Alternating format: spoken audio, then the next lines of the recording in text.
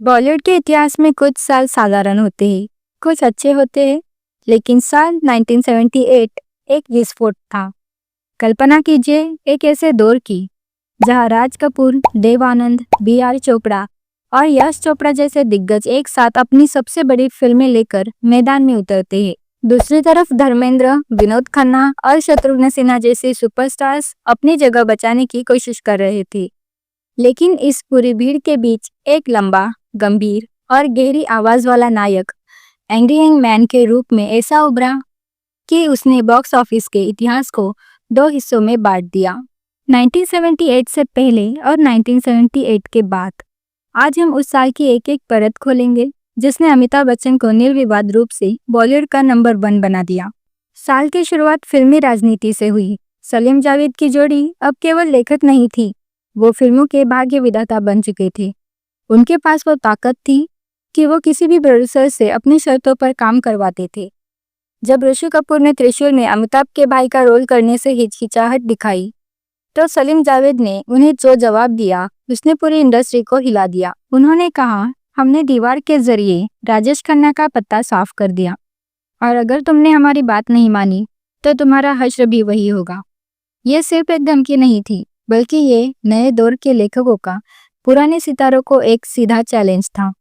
राज कपूर जैसा दिग्गज भी इस जोड़ी के बढ़ते प्रभाव को देखकर हैरान था। राज कपूर के लिए 1978 करो या मरो का साल था। वो सत्यम शिवम सुंदरम के रूप में अपनी मास्टरपीस बना रहे थे। उन्होंने इसके लिए हर वो मसाला आजमाया जो फिल्म को ब्लॉकबस्टर बना सके, लेकिन विवादों ने उनका पीछा नहीं छोड़ा। जब उन्होंने हेमा मालिनी को ये रोल ऑफर किया, तो उन्होंने कपड़ों और बोल्डनेस की वजह से मना कर दिया। विद्या सिन्हा ने भी हाथ पीछे किए। तब राज साहब ने जीनत अमान को चुना। जीनत ने अपनी इमेज की परवाह किए बिना वो रोल किया जिसने सेंसर बोर्ड से लेकर आम जनता तक बहस छोड़ दी। इसी बीच राज कपूर और लता मंगेशकर के बीच कड़वाहट भी पैदा हुई, क्योंकि राज साहब ने फिल्म के विषय को लेकर कुछ ऐसी टिप्पणियां की थी जो लता जी को नागवार हुई। कहानी में एक और मोड़ आता है बी.आर. चोपड़ा के साथ। चोपड़ा साहब ने कभी स्ट्रगलर अमिताभ को रिजेक्ट किया था, लेकिन 1978 में वो अमिताभ के सामने बेबस थे।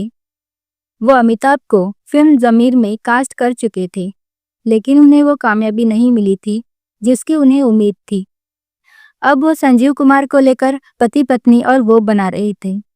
ये फिल्म कॉमेडी की दुनिया में एक मील का पत्थर साबित हुई, लेकिन दुर्भाग्य की बात यह है कि उसी वक्त रिलीज हुई अमिताभ की फिल्मों ने इसे बॉक्स ऑफिस के टॉप चार्ट से नीचे धकेल दिया। 1978 में केवल अमिताभ ही नहीं थे, ही मैन धर्मेंद्र भी अपनी फिल्मों के साथ सक्रिय थे। उनकी शालीमार एक इंटरनेशनल प्रोजेक्ट थी जिसे लेकर काफ़ी उम्मीदें थी, लेकिन बॉक्स ऑफिस पर वो जादू नहीं चल पाया। वही विनोद खन्ना को अमिताभ का सबसे बड़ा प्रतिस्पर्धी माना जा रहा था।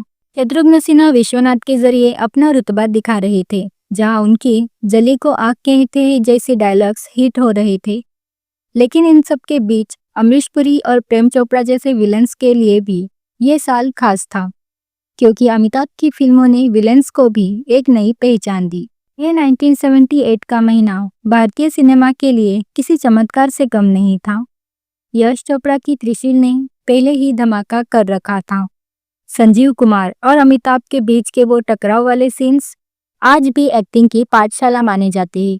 लेकिन उसी के साथ आई डॉन के डायरेक्टर चंद्रा बारूट और प्रोड्यूसर नरीमन ईरानी के पास फिल्म पूरी करने के पैसे तक नहीं थे। किसी डिस्ट्रीब्यूटर्स ने इस फिल्म को भाव नहीं दिया। लेकिन जैसे ही फिल्म पर्दे पर आई, अमिताभ का विजय और डॉन वाला डबल रोल छा गया। पान बनारस वाला गाने ने तो ऐसा पागलपन पैदा किया कि लोग थिएटर के अंदर नाचने लगते थे। साल के अंत में जो हुआ वो इतिहास के पन्नों में सुनहरे अक्षरों में दर्ज है। मुकद्दर का सिकंदर रिलीज हुई। प्रकाश मेहरा और अमिताभ बच्चन की जोड़ी ने वो जादू किया कि फिल्म के टिकट ब्लैक में भी मिलना बंद हो गया। फिल्म की कहानी, जिसमें एक अनाथ बच्चा अपनी किस्मत खुद लिखता है, भारत के हर आम आदमी के दिल को छू गई।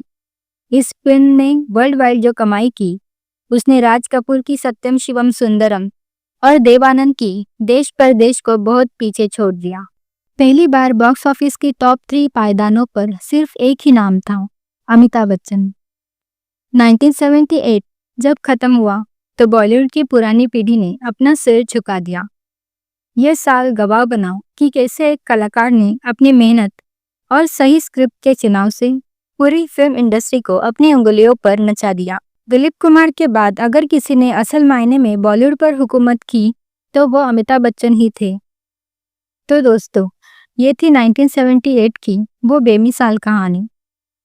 अगर आपको राज कपूर, देव आनंद और अमिताभ बच्चन के इस दौर की ये जानकारी पसंद आई हो तो हमारे चैनल को सब्सक्राइब करना ना भूलें। हम जल्द ही आपके लिए 1979 और 80 के उन सालों की कहानी भी लाएंगे जब मिथुन चक्रवर्ती और ऋषि कपूर ने अपनी नई पहचान बनाई।